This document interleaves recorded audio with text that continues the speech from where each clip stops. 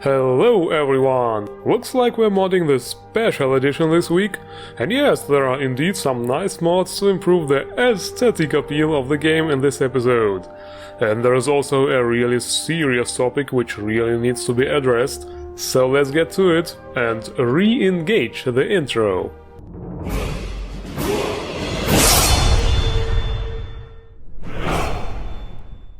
So, there are not that many ENBs for Newram, and it's always nice to see a quality one, like Natural View Tamriel ENB, a new work by Fireman AF.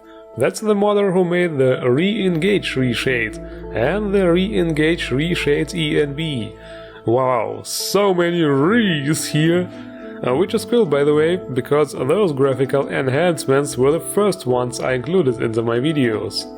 And now we are taking a look at the Natural View Tamriel ENB, which is supposed to be a hyper-realistic ENB. Zero ENB, the one I had before, was awesome, but it had some downsides.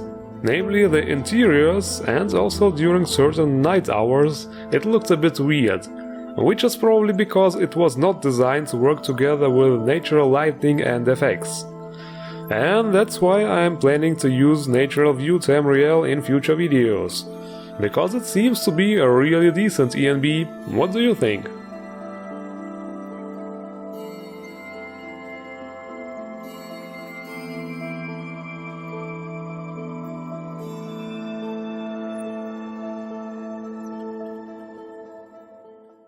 Guys, I have a question. How important are mountains?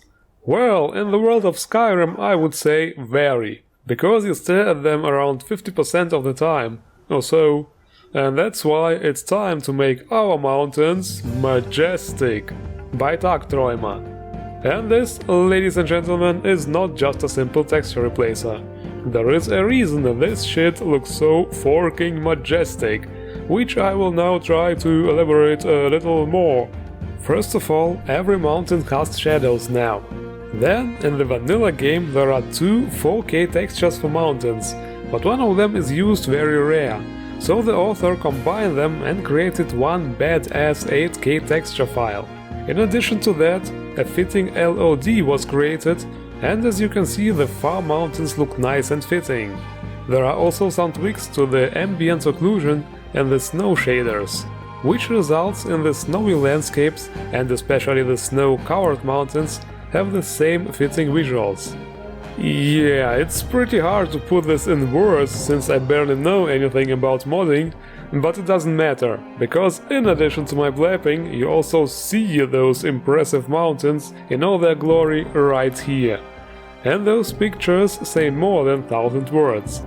Those are definitely the most detailed and realistic mountains I have ever seen in any Bethesda game actually. And yet again, the modding community shows how to roll the ball. Take notes, Bethesda.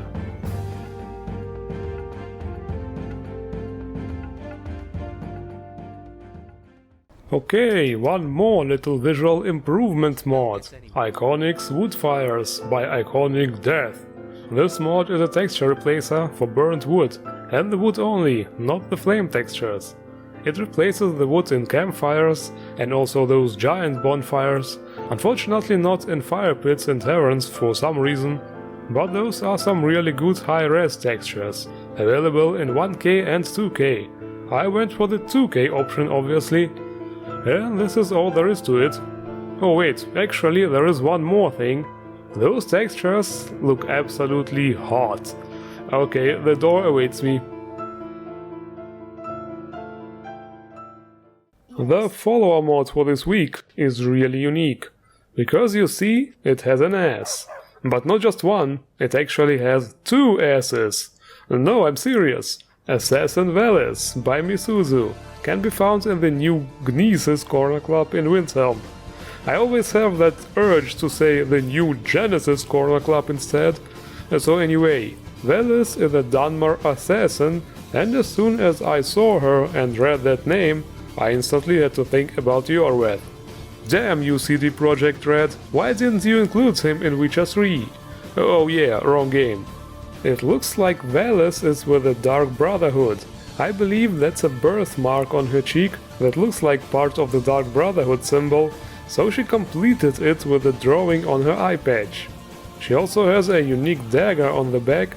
It's like a custom equipment slot.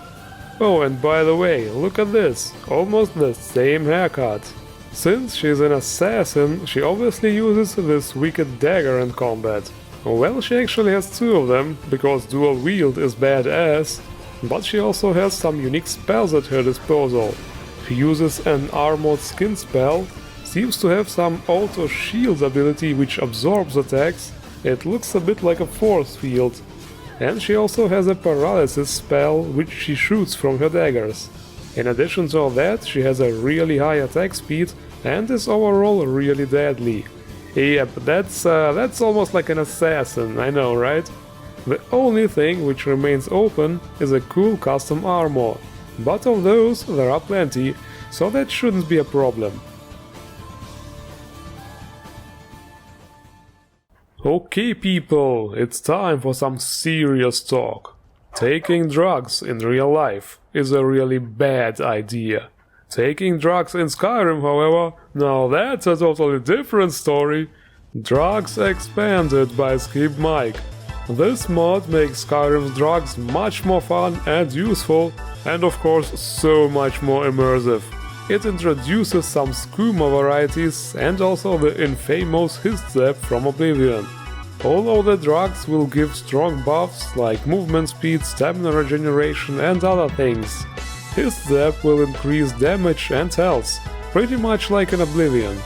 There is also a new perk in the alchemy tree which lets you craft all those drugs, all except the Hist Zap, because it's a Black Mare specialty, so it can be only bought from merchants. To craft those items you will also need to find one of the drug labs scattered across Skyrim. There is also a perkless option to prevent conflicts with other mods which add new perks. But now it's time to actually try the drugs, because there are some new visual effects. While the skooma will make things a little blurry, the Hist Zap will make things more blurry. Yeah, and here's what the effects are actually supposed to look like. It didn't work for me because of the ENB. The whole saturation thing didn't kick in because ENBs already added this kind of stuff. Wow, you could say we gained a drug resistance due to the ENB.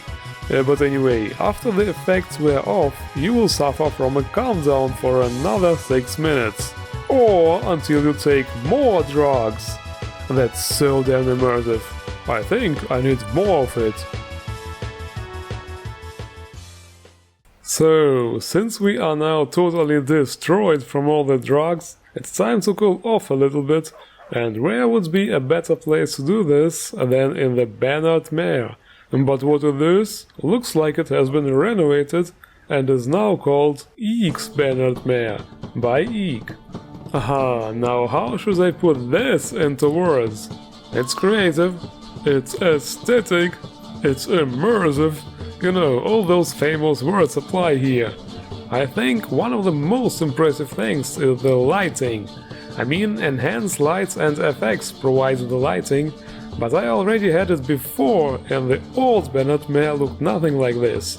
So I guess it must be the arrangement, because there is a compatibility patch for enhanced lights and effects, which I obviously installed, which means the author did some tweaks with it. Another thing which really sticks out is the fact that there are many more tables. The original bannered Mare looked a bit cramped at times, especially with additional NPC mods.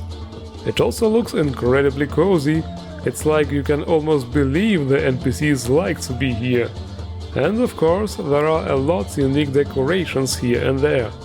Altogether, it's truly a work of art, and a hardcore competition to all the other tavern overhauls out there.